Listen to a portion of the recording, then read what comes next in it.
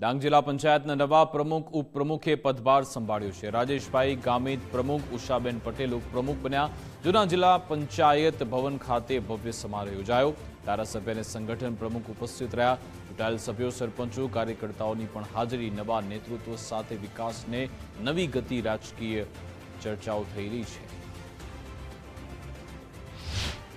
પ્રમુખની જે વરણી થઈ હતી 23 તારીખે, ત્યાર પછી આજે 29 તારીખે અમે જે મુહૂર્ત કાઢ્યું હતું, 12 થી 1:30 વાગ્યા સુધીનું મુહૂર્ત હતું। એમાં આજે અહીં અમે પ્રમુખ અને ઉપપ્રમુખે વિધિવત અમે ચાર્જ સંભાળી લીધો છે।